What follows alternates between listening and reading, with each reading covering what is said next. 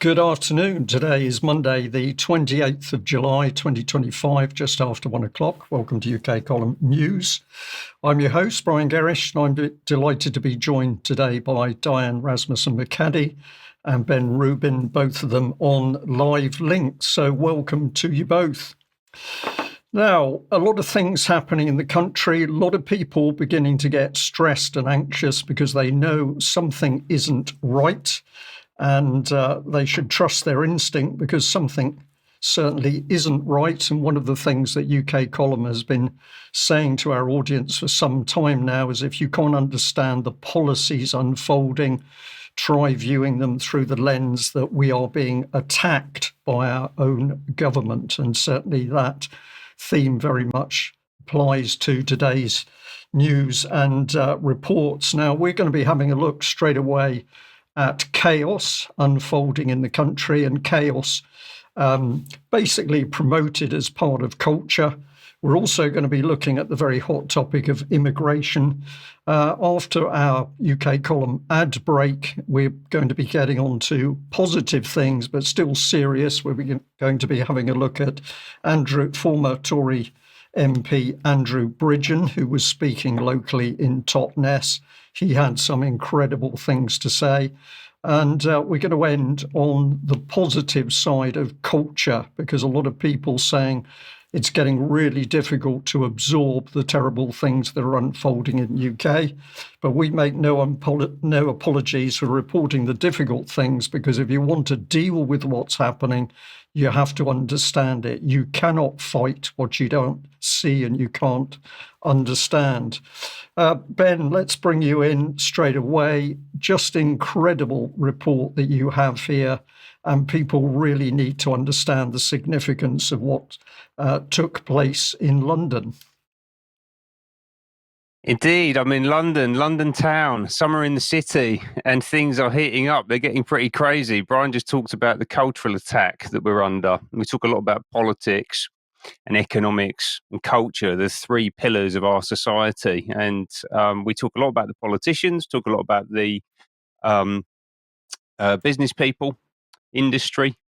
And today we're going to look at culture, because this weekend I've been exposed to a really bizarre mix of nihilistic hedonism, pagan ritual, Christian heresy, psychological operations, Masonic symbolism, managed descent into madness, and the breakdown of our national identity so it can ultimately be reshaped into something new. This is the chaos side of the order out of chaos equation. And events were focused around the National Gallery in central London on Trafalgar Square and the celebrations of its 200th anniversary, the NG 200 event. Been going for a couple of years, and a whole program has been taking place all around the country. And this was the crescendo of that entire process. Huge, significant cultural event for the gallery, for London, for the art world, and obviously celebrating an institution that has works of art from the likes of Holbein, Van Gogh, Turner, Da Vinci, Titian, Botticelli, Van Eyck. We had to bring in this guy to curate the proceedings. This is postmodern trickster Jeremy Deller, that guy on the right with that's Rod Stewart, isn't it? Yes. Like the good pals.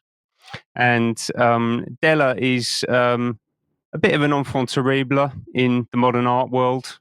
Does a lot of conceptual stuff. As I said, postmodern trickery. Not a lot of craft to it, to be honest with you. A lot of concept and a lot of very kind of strong, simplistic messaging that kind of descends into propaganda, to be honest with you. So you arrived at the square.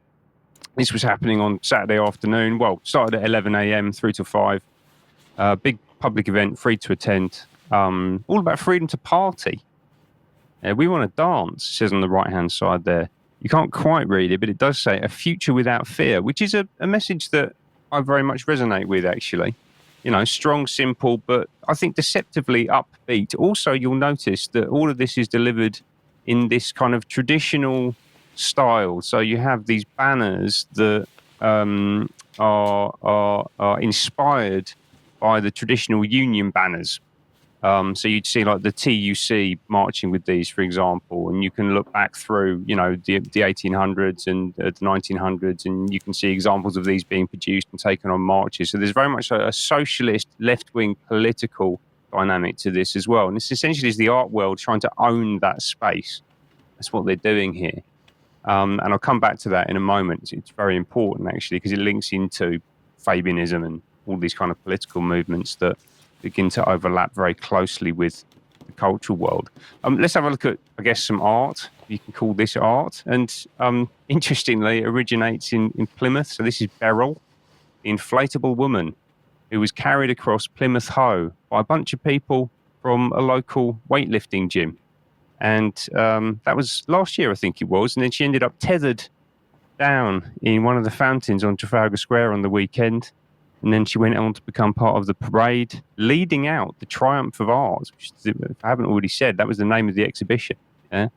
And we'll come back to the parade in a minute. I've got some footage of that. And as we said, there's a lot of talk of chaos, right?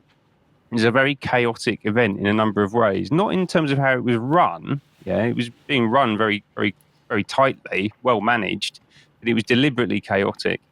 The people working there, a lot of the people working there were wearing these T-shirts. You can see it says "Good Chaos," yeah, good chaos, and do your own thing, which is venturing into do as thou wilt for me.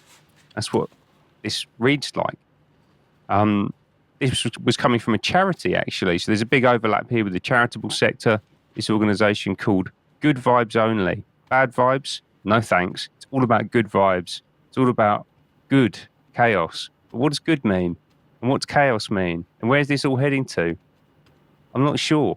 And also, there was a lot of fun, but ultimately a lot of talk of losing your mind. Let's have a listen to this. Hey, you! You're losing your mind.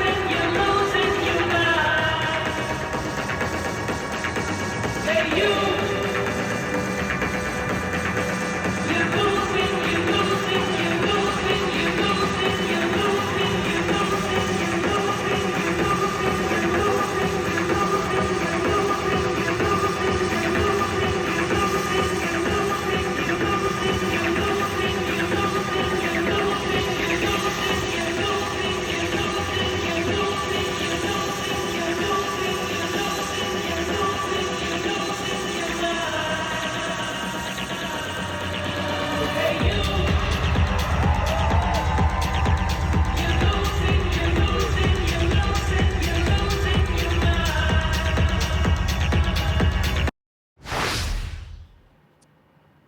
So, quite hedonistic, quite raucous, chaotic, fun, but also, I think, slightly sinister. Why are we being told that we're losing our minds over and over and over and over again in the middle of Trafalgar Square? And that track was repeated several times through the day. You're losing your mind. Is that what people are supposed to take away from this? I think that's what it was. And actually, I'm reminded, if you go and read about this thing called Project Artichoke, it was a precursor to the MK Ultra program. It was about mind control, ultimately. And this feels like a propaganda exercise. I think we have to understand it like a propaganda exercise. And if you're losing your mind, you are descending into chaos. I think that's what they're trying to propagate here, very clearly. I'll come back to that point. A lot of Christian heresy. I think that's what it is, to be quite honest with you. There was this tent, also on the Trafalgar Square, where you could go and see Adam and Eve in the Garden of Eden. You can see the sign there, again, in that kind of traditional style. And you can see an arrow pointing to the right with a serpent entwined around it. Is that progress? Are we moving forwards with that arrow? Is that what that is? And when you went in, you weren't actually allowed to take photos, but I did go through, and you will see Adam and Eve who did appear and go on the parade. And again, you'll see that a little bit later in the video. But when I walked through, they were both in there very happily munching away on apples from the Tree of Life. They were greedily gobbling down apples, greedily gobbling down knowledge from the Tree of Life. You know, some pretty strong messaging coming through there, right? You know, this in embrace of the satanic, ultimately. This huge, important cultural event in the centre of London. Right next to that, on the fourth plinth, was this sculpture by a lady called Teresa Margolis, who is a Jewish Mexican artist. This was reported, this is a temporary sculpture. They go up for a period of, I think it's a year or 2 years. So they just kind of rotate through different pieces of artwork. But I don't think for a second that this was here coincidentally. I think this was supposed to be a focal point. So this was about, according to The Guardian, putting 726 trans lives on the fourth plinth. Right, so you can see her there. That's the sculptor, a former forensic pathologist who has a studio attached to a morgue in Mexico City, who uses fluids from corpses to make art. Apparently this project was inspired by a Mesoamerican tradition where they would use racks to display the skulls of sacrifice victims or prisoners of war. Again, this is right in the centre of London. It's there right now, and it's right at the centre of this focal point event, cultural event, where we're being told that we're losing our minds and everything is descending into chaos. Lots of socialist politics. William Morris was next to Adam and Eve. William Morris, he's there on the left. There was another sign. I didn't get a picture of it, unfortunately. But he was a great Victorian bloke, Londoner, writer, socialist. You can see on the right-hand side there were a bunch of his pamphlets here, Monopoly or How Labour is Robbed for the Hammersmith Socialist Society. And this is slap bang in the middle of the Fabian era. Yeah, so he wasn't a member of the Fabian Society, but he did work closely with some of the founder members. So George Bernard Shaw, for example, and William Morris were very close with each other. So that ties this all back into the dominant political movement that's running the country right now. You know, and the idea that these things are disconnected from each other, I think, is incredibly naive. What are they driving towards? They're driving towards a new form, new system of global governance. They're driving a transformation of humanity. They've been very clear about that. They're engaged in a process of transing us, transhumanism. I think that the sculpture that we just talked about speaks to that very, very clearly. But they also want to completely change the technology that we use to run our society. So this was also there at the event in the northeast corner. This was the Centre for Alternative Technology. And of course, this is all tied into the climate agenda. So they talked about zero carbon Britain, throwing new ideas into the mix, trying out new things. But actually what I saw people doing was smashing up old clay with sticks. It didn't look like new technology. It looked like old technology. It felt regressive. It felt like we were being dragged back into something primitive, actually. And that was the sense I was getting from a lot of this. A lot of these kind of paganistic rituals and symbols that were coming through were felt pre-Christian, pre-Christ, anti-Christ, actually, even in a way. Now, where's this coming from? So, of course, the UN are in the mix. So that organisation, the Centre for Alternative Technology in Wales, allows group visits to the UNESCO biosphere, UNESCO Diffie biosphere in mid-Wales. So you've got UN absolutely involved in this as well. So this is a full economic, cultural, political program tied up into a huge psychological operation and propaganda exercise in the centre of London, backed by the state, the Arts Council, but also Lord Sainsbury, Len Blavatnik, philanthropic wealth, corporations like Marks and Spencer are in the background funding the National Gallery as well. And, this was quite an astonishing thing to see. And it all culminated in this parade, which we've got a short clip of now.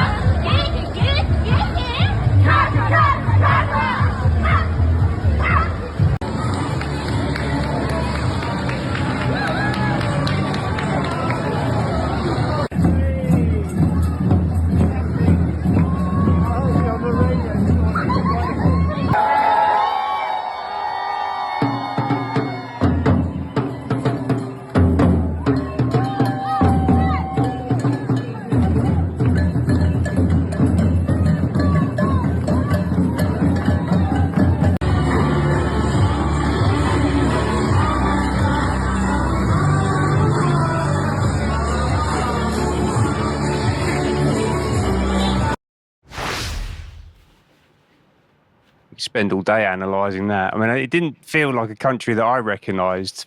I don't know. Brian, what do you think? Well, the whole topic, Ben, extremely disturbing. It certainly isn't nonsense because this is calculated policy. And of course, we've got full government support through the Minister of Culture. This is public money being used for this stuff. And it's clearly an attack on people's minds. And it's also certainly an attack on Christianity. So this is something very, very dark coming out of the heart of the state. And of course, the minds they're really after are the minds of children. Completely agree. I completely agree. I've got another video. I'm just going to skip over that, though, actually, just in the interest of time. Maybe we can show that later on. But I wanted to just give you a quick overview, right? Because then something interesting happened in the afternoon. So here we've got the view of Trafalgar Square. This is the map. So you can see, well, you can actually... been cut off slightly in the top left-hand corner, but the losing your mind bit was on the steps in the centre. The fourth plinth with the transgender sculpture in the top left, next to Adam and Eve, William Morris there, the alternative technology systems, Beryl the inflatable, the good chaos people around Nelson's column. I did wonder what Nelson would have thought of all of this while I was there, to be honest with you. And then in the afternoon, completely unexpected, certainly by me, but I don't think this was uncalculated in any way. This would certainly have been part of the entire program. Transgender Pride comes in, and it actually starts in the southwest corner of Trafalgar Square. So you've had the 3 or 4 hours of these new ideas swilling around in the square, the chaos and the madness and the do as thou wilt, and these ideas that then get subsumed into the Trans Pride parade, which kicked off. That's me just outside the Admiralty in the southwest corner. You can see the parade starting off, and it was very well attended. Once they started moving, they were going past for a good half hour, 40 minutes, something like that. There was a lot of people out on the street. Lots to be said about that. It's a very complicated issue, and Brian and I are going to talk about that more over the next week or two. But one thing that jumped out at me from this, I thought was quite sinister. You can see this is always presented in the context of empathy and kindness. And you can see on the left there, the sign says, trans lives are more important than cis feelings. And the lady holding that up is in the right-hand side of the frame. And she was wearing a T-shirt which says on it, which blow that up for you, kill everyone now, condone first-degree murder, advocate cannibalism, eat SH1T, filth is my politics, filth is my life. Now that's a quote from a film called Pink Flamingos by John Waters, came out in 1972. But that was really striking to me when I saw that online earlier on. You know, what is this all about? Because that doesn't sound like empathy and kindness to me. Also, a couple more things. Real witches don't support transphobes. So apparently real witches are pro-trans. What else are real witches doing? Who are these witches? It's not the first time I've heard talk of witchcraft in London over the past week, to be quite frank with you. Something going on here. What else is happening? This is the view down Whitehall from Trafalgar Square. 3 Ukraine flags, 2 Union Jacks. Is there a pecking order here? Are we an occupied country? Are all of these things connected? I don't know. Quick timeline cleanse. I headed back into the National Gallery to get a bit of sense. The Pistoia Santa Trinita altarpiece on the left there, Francesco Pesellino, 1435, and then Raphael's Mond Crucifixion, 1530 on the right. That's more like it.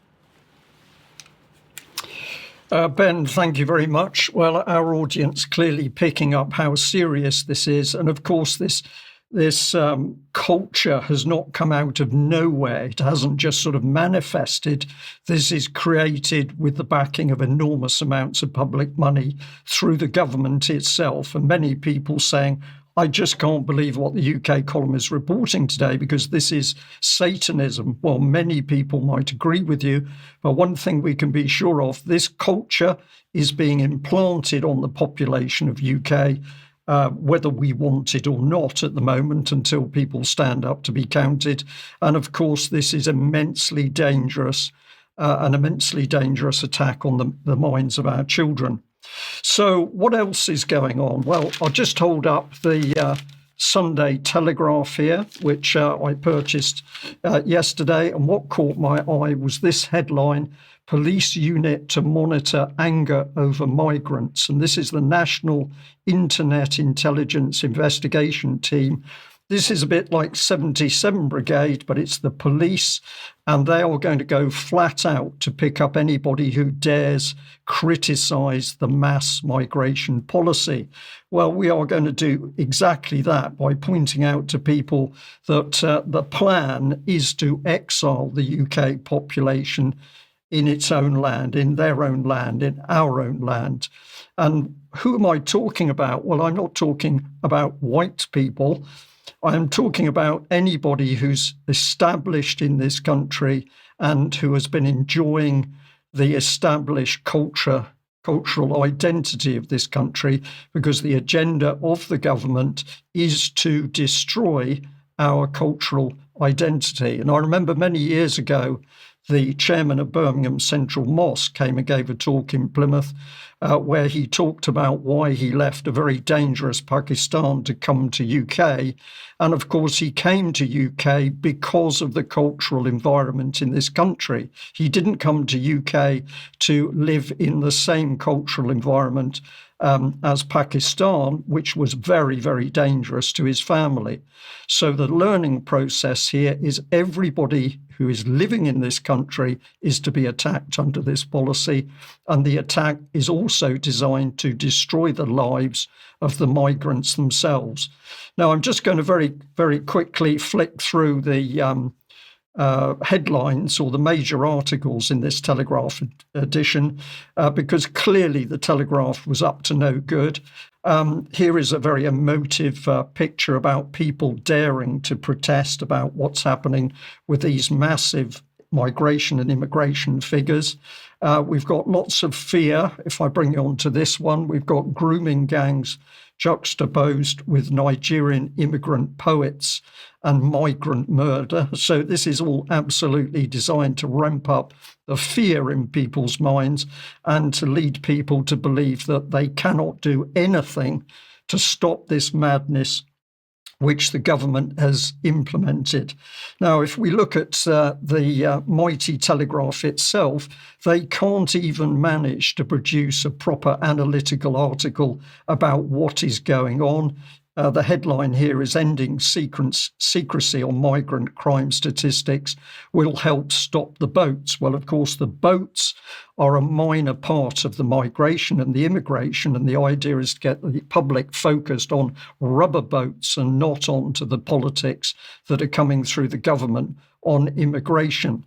And of course, the fear is continued in the Telegraph. So we've got put resources into physical policing, not Orwellian units. So the government, and this is cross-party, it's Labour and Conservative, Lib Dems have been in there in times gone past. The government itself has been creating the chaos through this ridiculous and dangerous immigration policy. The violence ensues, the criminality ensues, and then what do? You call for more police. This is building the dictatorship in UK, and it's getting very, very easy to recognise. Now, aside from the Telegraph articles and mixed opinion on immigration and migration, of course, Palestine and Israel were heavily represented, and of course the paper putting across simply the Israeli government viewpoint. And here was the headline: "Recognising Palestine would reward murder and rape." Why am I mentioning this? Because the paper mixes this stuff against its immigration reporting so that people's minds are completely scrambled as to what they really should be worried about. Here's another headline: "Town in Fear after supporters of pro-Gaza MP accused of intimidation campaign. Be fearful, be afraid of migrants in this country. But of course, the government itself wants those migrants in this country in vast numbers to break down the cultural identity of this nation. And they're going to use the type of psychology that Ben has already shown in London. Now, I've captioned this: Palestine slaughter swept into the long grass. You can make your own mind up about this, but essentially nothing pro-Palestine in the Telegraph, not interested in the slaughter. It's simply to keep the pro-Israel line going. Now, I'm going to say here to our audience that UK Column absolutely delighted recently to have an interview with a Jewish lady talking about her concerns, and indeed the concerns of wider Jewish communities, about what is being done in their name. And we will have further interviews from members of the Jewish community talking about that. So really pleased to see that finally we've got a dialogue going with people who are deeply, deeply unhappy with Zionist policy. Now, just before we show you a video about what people have really been saying about immigration and migration, last little headline here, if I could bring it up on screen from the Telegraph. It's about Mandelson calling Epstein his best pal in a birthday message. But of course, that was absolutely tucked away in the Telegraph itself. Apparently not important to the Telegraph, but I think very, very important to many people, not only in the UK, but also the United States. Let's look at what ordinary men and women were saying about problems to do with immigration in Epping. And a big thank you to Will Coleshill for sending us this report from the end of last week. I've been here over 70 years. What was it like up until the migrants arrived? That hotel was very posh. You used to have a man years ago with a grand piano playing. We never could afford to go in there. And even my daughter had a wedding reception there, and it was lovely.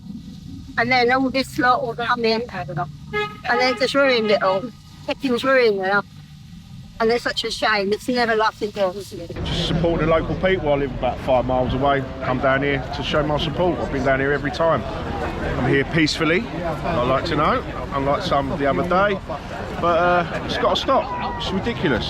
People, the average British person is struggling, and yet these come over on a banana boat, get a free mobile phone, get allowance, which they've been spending in the bookies by all accounts today, we've been told.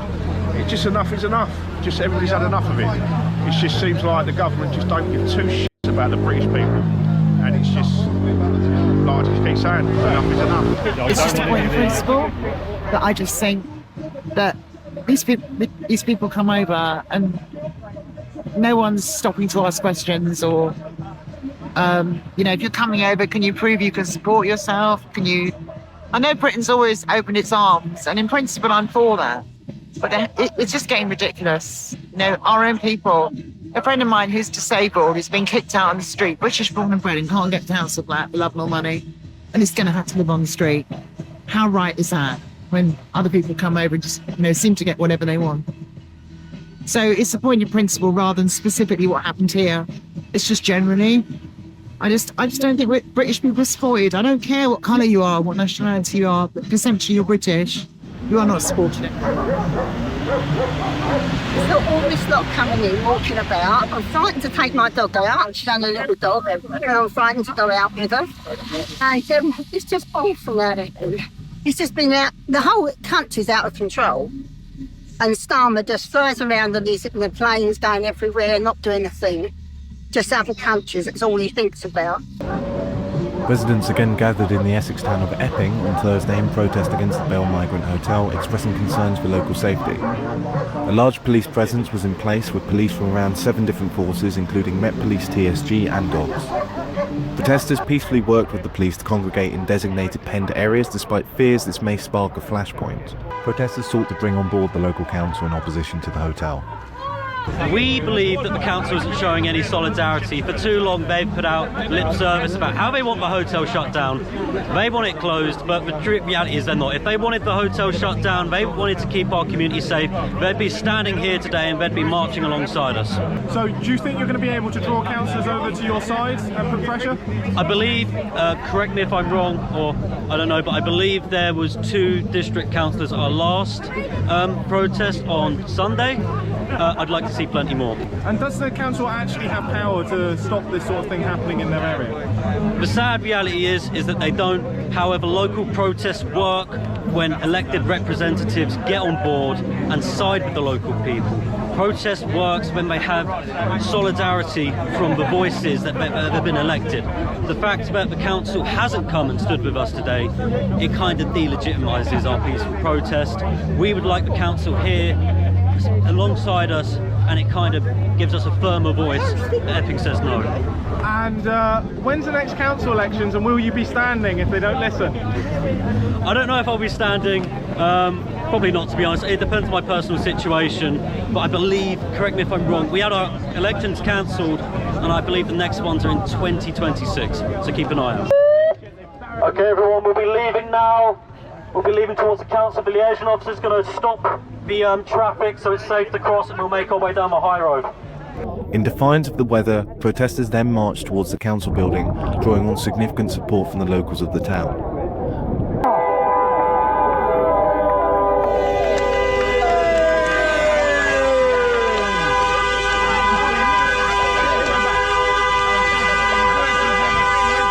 Protesters then congregated opposite the council building, demanding solidarity from the local councillors. But the district council will be debating a motion as to whether they support the closure of the Bell Hotel. Residents of Epping, do you support the closure of the Bell Hotel? We're here to show that the town, the residents of Epping, we want this hotel gone. We have to clear them out. We don't want them here. The Bell Hotel has posed a risk for too long. We've had 2 arsonists, 2 counts of arson, 3 counts of sexual assault, and 2 others. And it's too much. The residents are in danger. Community's not safe. As long as that hotel's open, we can't walk our streets safe at night. As long as that hotel's open, we can't guarantee that our girls won't be harassed. Until that hotel's shut, we'll keep protesting. We'll keep peacefully protesting and raising our voices and letting it know that the hotel has to go. The protest then wound down, with many returning to the hotel and their cars. Later Thursday evening, it was announced that Epping District Council passed a motion of solidarity against the hotel. A further protest is planned for Sunday, spurred on by Tommy Robinson, with a counter-demonstration planned. This is Will Coleshill reporting for UK Column News. Keep peeled for more. Save our kids! Save our kids! Save our kids! Save our kids! Save our kids! Save our kids! Save our kids! One more! So local people getting fired up quite rightly, but of course nothing will change, nothing will stop unless the wider public in UK tackle the government as the source of the problems and not to focus on people on the ground. But of course, changing the views of your local council, very, very important. Diane, let's bring you in because you've also been seeing things happen around the subject of immigration. What have you got for us today? Yeah, thanks, Brian. And hello, Ben. It's great to be here today. I just have a little bit of coverage I'd like to show. There's quite several YouTubers that are covering what's happening around the country about immigration, but also things around boarded up homes in smaller towns around the country. So areas outside of London, general deprivation, a lot of things going on. And this one in particular that I'd like to show just a short clip from, which you can see the full video in the show notes later. This was filmed around a migrant hotel in Liverpool by one of these YouTubers that's just kind of walking around and seeing what's going on, just looking at the landscape. And this particular YouTuber talked to one of the migrants that was staying in this hotel. And let's just take a short look at what the migrant had to say to the YouTuber. You around here, are you? Oh, you live up there, yeah? I was at the hotel, This is for asylum. Yeah, asylum, yeah. How did he treat you alright? Treat you alright in there? Yeah. Yeah. He get look after you? No problems? No problem, but you know, not British people. No, just, Yeah. where are you from? Me, Arabic, Saudi Arabia. Saudi Arabia, nice. What brought you to England? Me? What brought you here, yeah? No. How come you come here? Yes, I do. How come? Airport. Yeah. No, I'm asking why. Do you want to live here? Yeah. Saudi Arabia is such a nice place. I know, man. That's why I have some. Issues? Yes. Yeah. Legal, signed off, Yeah. so you can stay, yeah. Find job, work, something like that. Yeah. So what's your plan? For here? Yeah. Actually, man, I don't know. So he's got legal issues. He has no plan for what's going to happen. He goes on to say as well, if you continue to watch the interview, that it's potentially a 4-star hotel, but for him, it's a 3-star, according to the person he was speaking with. I just want to remind viewers, if you want to see what's backing this, that there's a report from the United Nations called Replacement Migration is a solution to declining and aging populations, ? It was published in March of 2000, and it has projections all the way up to 2050 and perhaps beyond in some cases. And part of this is explained very well in an article that we published in 2 parts on the UK Column website earlier this year. It comes from a book by Simon Elmer about the Great Replacement, immigration in the UK. So if we can just put those up on screen. Part 1, as we can see here, is a photo of Axel Rudacabana, if you remember that incident from last year. This part talks about the statistics that is presented in the UN report. And part 2, we see there the Prime Minister, Keir Starmer, when he is talking about, in this case, the policies that the government has put in place to make this replacement happen. Diane, thank you very much for that. And it's interesting to see people producing these little film clips, which are very informative. And of course, we're never going to see it on the BBC or the mainstream media. Now, let's just do some niceties around the UK column, and a huge thank you to our audience, to our supporters. We can only do what we do with your financial support. So thank you very much to everybody who is a member and or donating or buying from our shop. If you're not doing any of those things, please join us and support our work to help us not only keep going, but to also expand. Now, Diane, we've got some articles here, I think. Are you able to give us a little bit of comment on those? Yeah, so just some articles we've published in the past few days. This one is part of the relatively new and ongoing series called Syria-Centric from Vanessa Beeley. This one is called The War Against the Druze to Achieve the Zionist David's Corridor in Syria. It's actually a nice companion to the interview that you did with Lynn Lopez Salcedo last week. So that goes along well. The next one we have here is Parliament and the Assisted Dying Bill. Voices protesting the process is used. This is written by a pseudonym called Cassandra Wise. And this author does a very good job of looking at the protesting. The procedures have not been placed correctly to get the assisted dying bill to the point to where it is right now. The next article that we've published recently is called Is 5G Dangerous by Dr. Jobst Landgriebe. I will say that this article has created a fair amount of discussion around various communities. So we're happy to receive input both for and against or neutral in case of what this has been written here. So take a look at that article and please join this lively discussion that's going on right now. We might have more opinions later. And finally, I think we have one more piece, which was mentioned last week on the news, when Mariana met the Shemaranis, How Reporting Becomes Propaganda, by a veteran journalist called Jeannie, and she did a really great job of tearing apart the BBC panorama coverage, and Mariana Spring in particular, about what she did with Kate Shemarani and the death of her daughter, Paloma. Excellent. Thank you very much, Diane. Now, tomorrow at 1:00, we've got an interview with Lynn Taylor going out. This is on the subject of international education. It'll be having a look at big companies, including Lego, but big corporations getting involved with children's education. We've also got Princess Kate now very interested in under fives. And this will be pulling apart some of the strange agendas going on around the education of our children. Tonight, Germ Warfare is an interview with Miriam Charabati, and that goes out at 7 p.m. And then we'd also like to give you a reminder that for the Freedom Music Festival, 22nd to the 25th of August, and UK Column, of course, will be there. Now, major news is that tickets for the UK Column on Location event in York are now out. And indeed, they're not only out there selling. We'd like to say a huge thank you to Mary from Cheshire, who was there on the button and bought the first ticket. But if you'd like to buy a ticket and join us, it's going to be a fantastic event. Remember, health is the theme. Then this is a little video that Kenny produced in order to show you how to do it. So click on the shop. You can then have a look at UK Column on Location in York. You can choose your ticket or ticket and an evening meal, and then obviously head for the checkout. So very, very simple and easy to do via the UK Column website.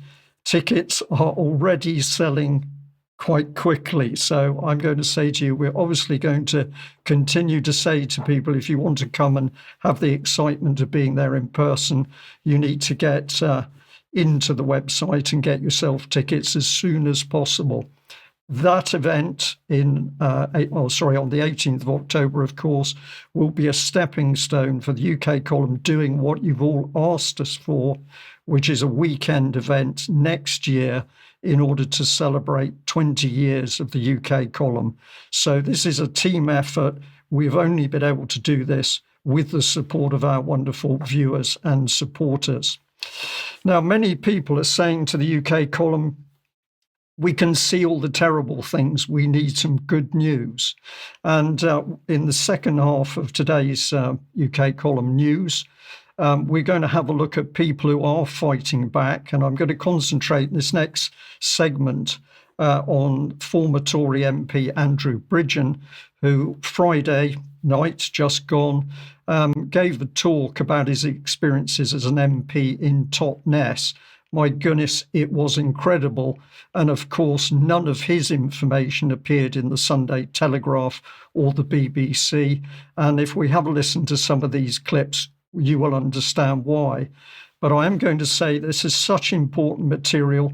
I'm going to allow today's news to overrun slightly from our normal time, but I think the information is vital.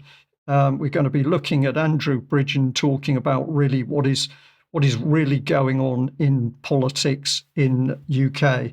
So let's have a look at the introduction where Andrew Bridgen was welcomed in by Patrick Henningsen. So finally, we had a voice in Westminster. A fearless voice, a champion of truth and justice, and he's going to be sharing his story with us tonight. Ladies and gentlemen, I welcome Andrew Bridgen. This evening I'm going to tell you a lot of things that have happened over the last 5 years. Many of you have experienced yourself and what it was like being in Parliament when these strange things were going on.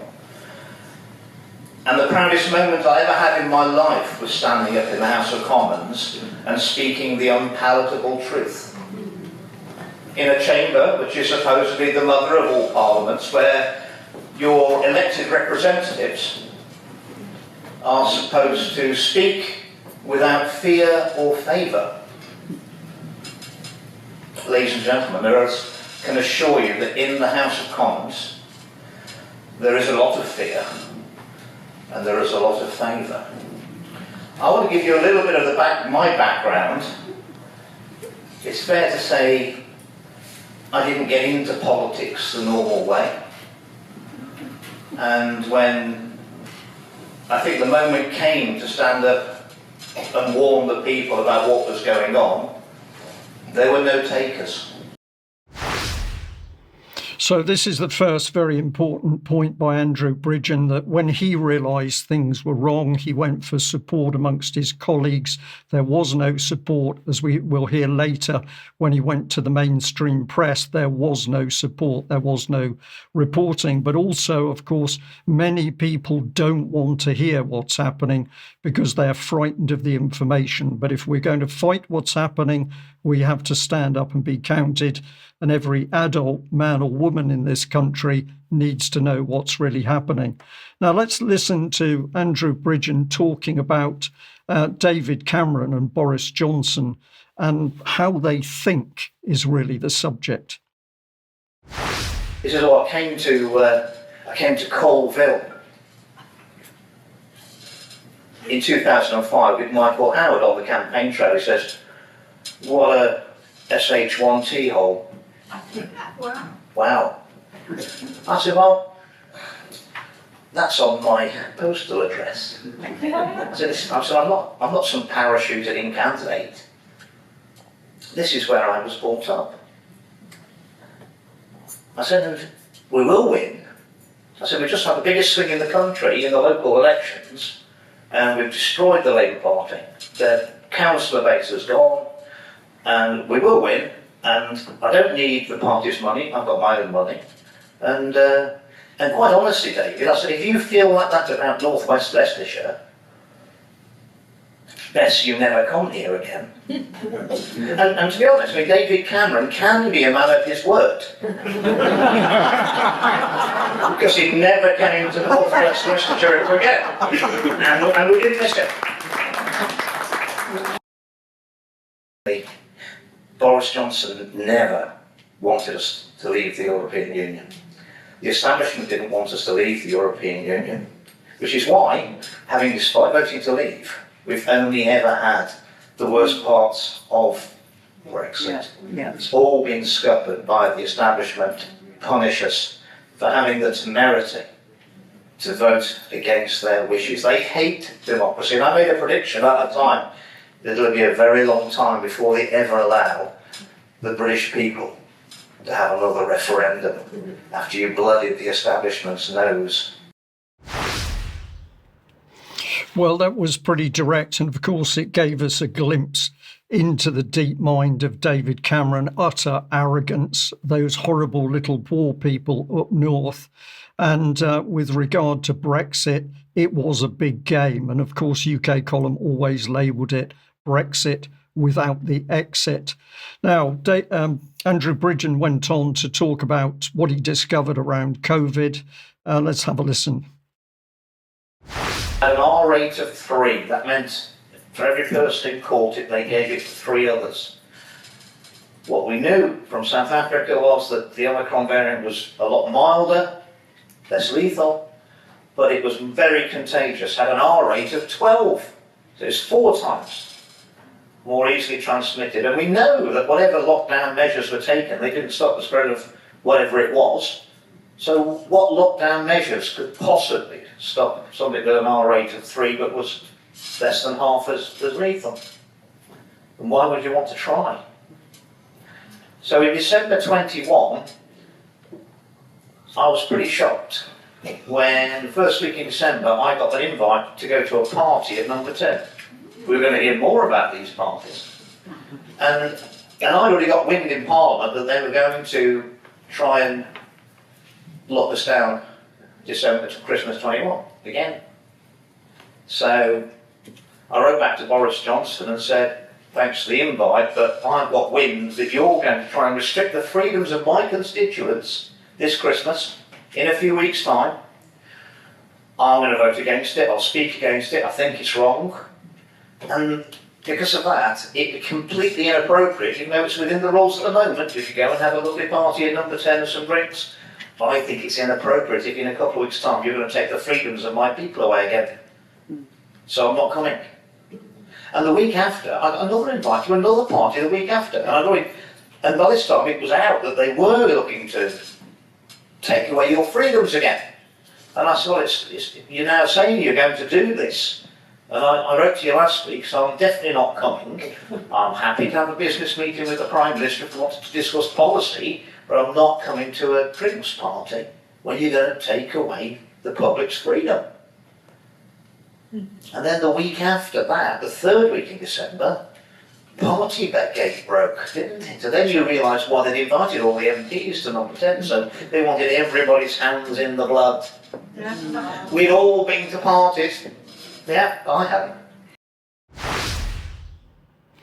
So the truth coming out about COVID, and yes, Andrew Bridgen did get caught up initially with vaccines, but once he discovered what was going on, he's been prepared to speak out, and that has cost him not only his business life, it's cost him his personal life and his family. So tremendous courage to tour the country, speaking out as an alienated MP, now former MP, warning people about the way that the UK Parliament and political system actually thinks. And of course, it is an incredibly callous viewpoint coming out of Westminster. We need more MPs to break ranks. So we would say to the audience, if you've got some doubts or you don't agree with everything that Andrew Bridgen is saying, that's your entitlement, but respect what he is doing to get the word out about what he was able to challenge and what he's been able to uncover. This is him talking about the post office scandal, which of course resulted in destroyed lives, people in prison, and indeed suicides. For many, many months, Fujitsu claimed that Mr. Rudkin had never been on the premises. I told them that Mr. Rudkin had claimed he'd signed the visitor's book on that day, and helpfully Fujitsu said that they'd lost the visitor's book for the day in question. Eventually, a whistleblower came forward from Fujitsu, one of the IT engineers, and he verified everything that Michael Rudkin had said. Ron Warmington was the forensic accountant I recommended to the government to investigate with a view to administering a mediation scheme for the victims. He saw the bigger picture, much bigger picture. There were many, many more people impacted, and he understood the consequences. Why? Well, because the government... My part has been written out of this drama. I don't think any of us are surprised by that.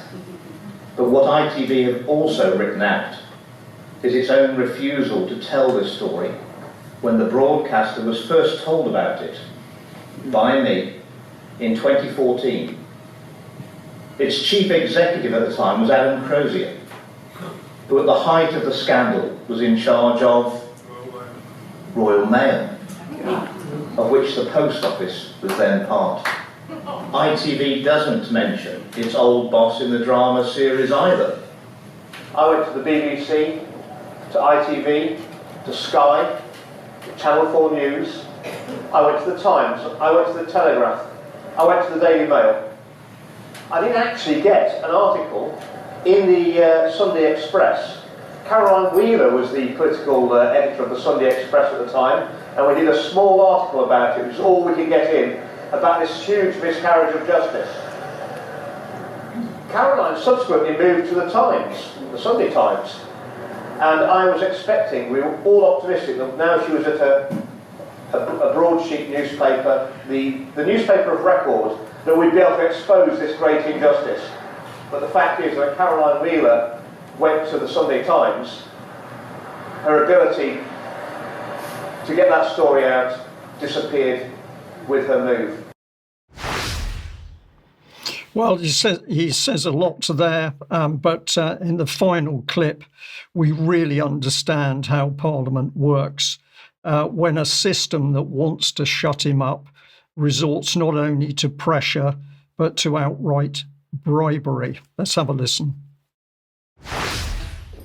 This junior civil servant, there are hundreds and hundreds. All of Downing Street is actually one big office block with two flats in there, one at number 10 and one number 11. All the buildings are linked. Number 9, 10 and 11 Downing Street, they're all linked behind the front wall.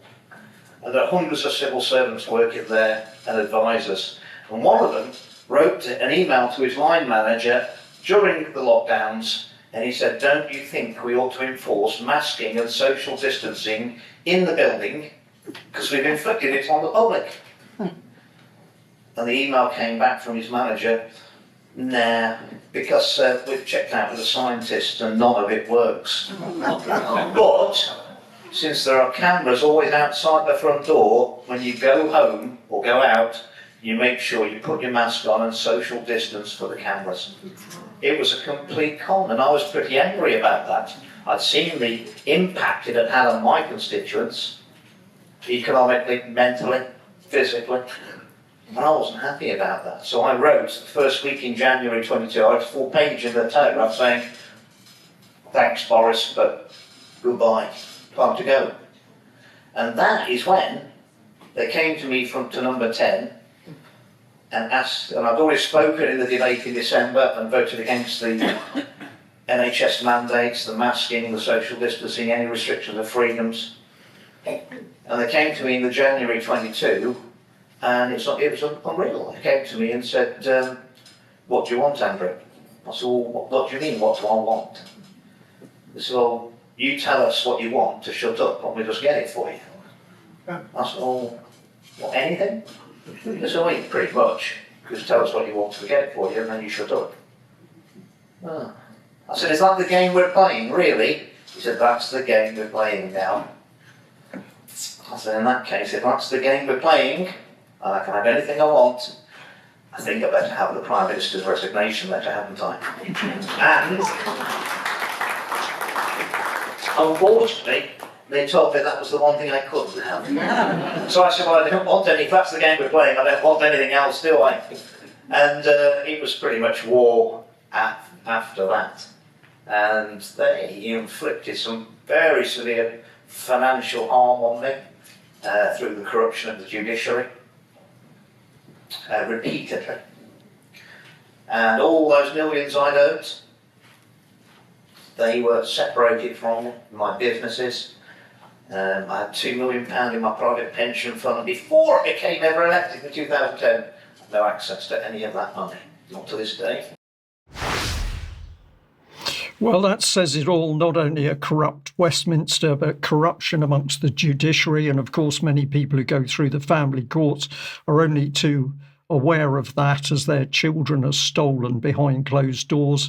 But speak out, and the state, the political state of UK, wants to destroy you. So this really sets the whole scene. The country is being attacked, and the policies are coming out of our own government, and clearly this needs to be dealt with before we're going to be able to clean anything up. Diane, let's bring you in. We're going to try and end today's news with a bit more uplifting, but for me to hear a former MP daring to go onto the public stage to criticise not only his colleagues but the system and indeed the judiciary, this is something which should be uplifting. Because, of course, if Andrew Bridgen can speak out, then other people can come forward from within the political arena, and surely we should be giving them maximum support to do just that. So, welcome back. And can you lift the mood further from good men speaking out? I will try to do so, Brian. I just wanted to do a little segment here on what I consider to be beautiful culture. It's part of traditional English culture, and English music, and Renaissance music in particular, is something that I have loved for many years before I moved across the pond. And I think this was something that maybe can help us fight the darkness and the satanic messages, including what we saw in Ben's coverage earlier in the program. But I also want to emphasize that in order to save English culture and all these traditional bits of beauty that we can find, we have to get out there and partake and participate in order to save it. And if we don't do that, then it will go away. So here's something I did yesterday. This was in the village of Corbridge in Northumberland, up here in the northeast of England, and I attended an event from the Corbridge Chamber Music Festival. These are some photos that I took before the event. This was when I was walking into the village from the south side of the village where the railway station and the car park are, crossing the River Tyne into the village of Corbridge. Just a beautiful day, even though the weather wasn't absolutely perfect. It was still a bit of scenery, and you could hear the river flowing and just see the beauty of the trees and the North Pennines in the distance, just beautiful. So as I walked through into the village, eventually I reached the parish church of St. Andrew, which is the location of the concert, which is right in the middle of the village, surrounded by lots of beautiful cafes and cobblestones and all of the sort of picturesque things that you think about when you might think about a beautiful traditional English village. And inside the church where the concert was held, I have a photo of that as well. So we see sort of the very traditional beauty that we come to expect when we visit the Church of England or any church or any sort of religious location in the traditional England. So the concert that I went to hear in particular, and I made a really strong point to hear them, this was called the Flutes Frets Duo. And I've played the flute since I was maybe 7 or 8 years old. And I started learning to play Renaissance music on the flute when I was around 15. So I was really interested to hear this. They described the concert, and these are two young musicians who I really think should be supported. They described the concert from the program as, quote, a fascinating journey through the 500-year-long history, that's a long time, of the flute and the guitar, featuring a myriad of instruments, ancient and modern, in a selection of the Flutes and Frets Duo's favorite repertoire.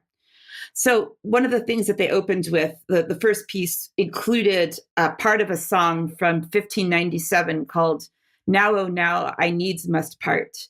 This is written by a composer called John Doland. He was an English Renaissance music composer who was born in 1563 and died in 1626.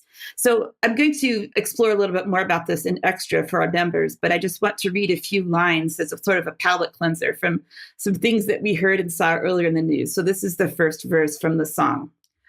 Now, oh now, I needs must part, parting though I absent mourn.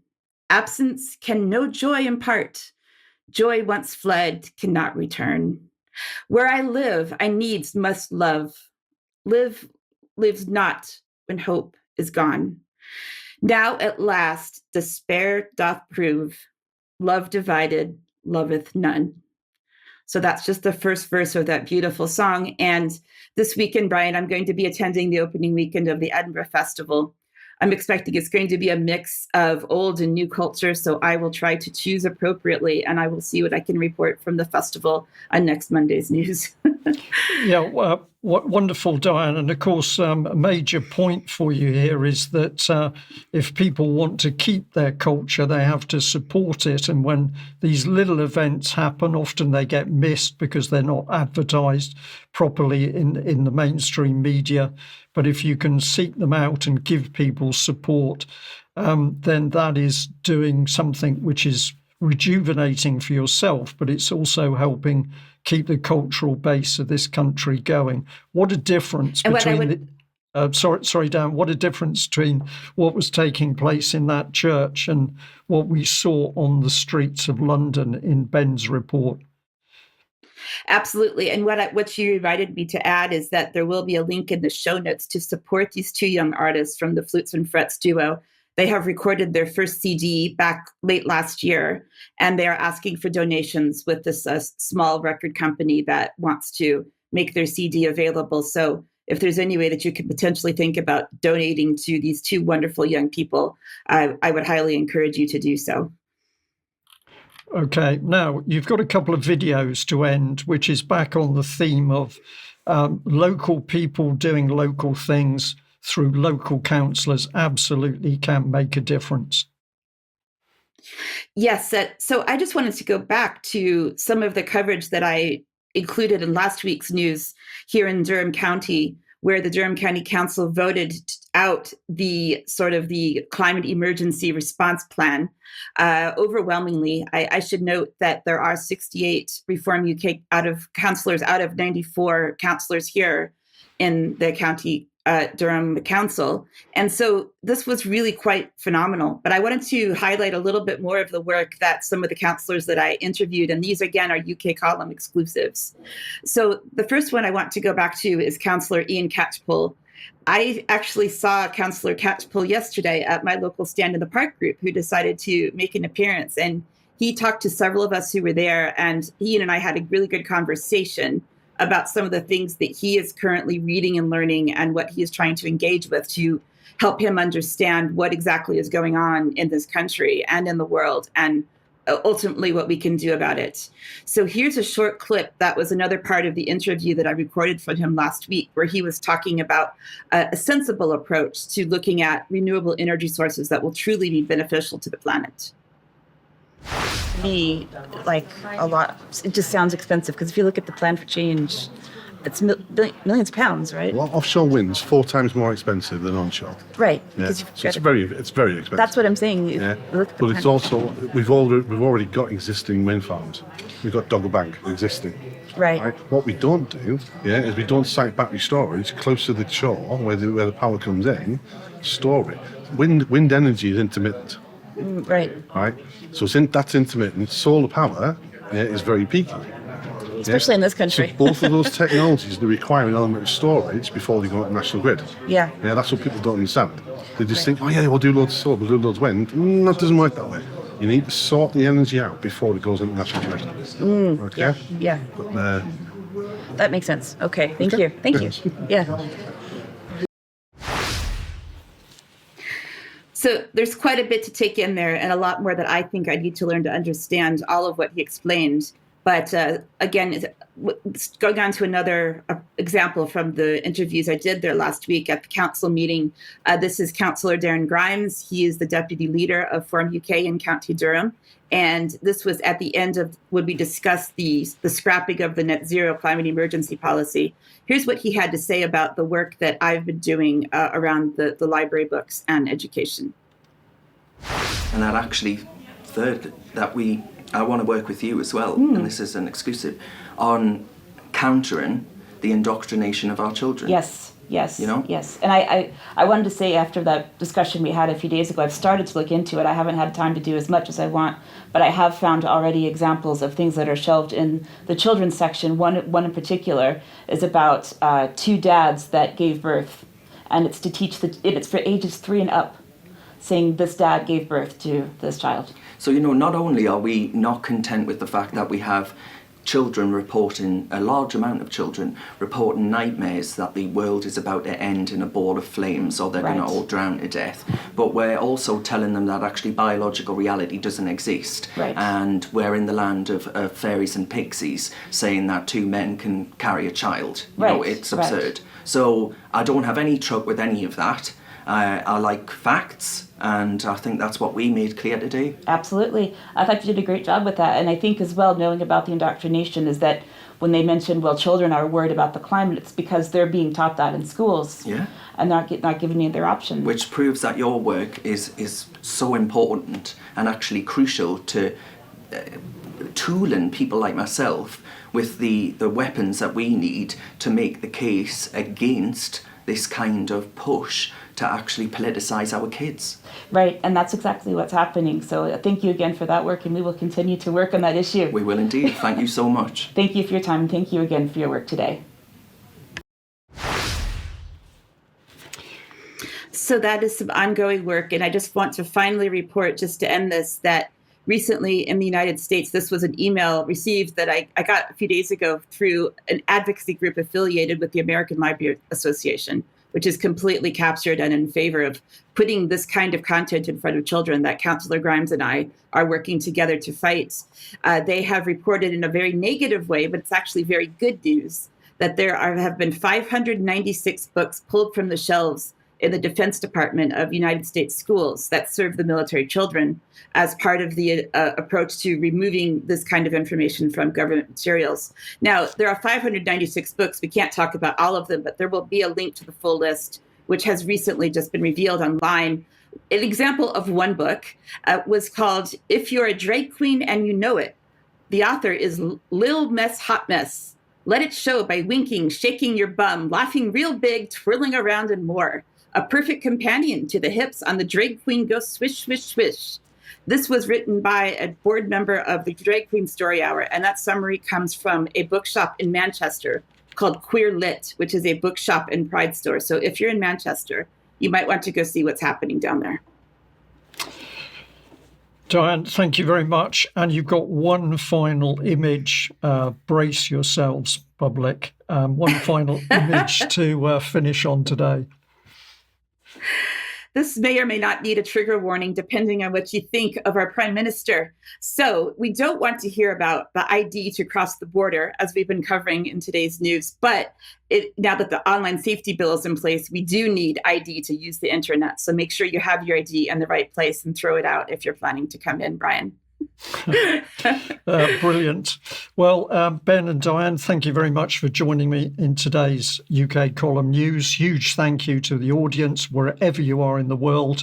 And I know that we certainly do have a worldwide audience. So thank you for giving up your time to watch. Become a member if you're not. And we must end there. So an extended UK Column News today. Very, very, very serious things now beginning to unfold in UK. People getting agitated, some of them getting quite frightened at what they see unfolding. But if we're going to fight it, we have to know what is happening. We have to know who is driving this malicious agenda. And we have to be brave enough to stand up and be counted. So get learning, get researching, and have the courage to stand up and challenge what's happening.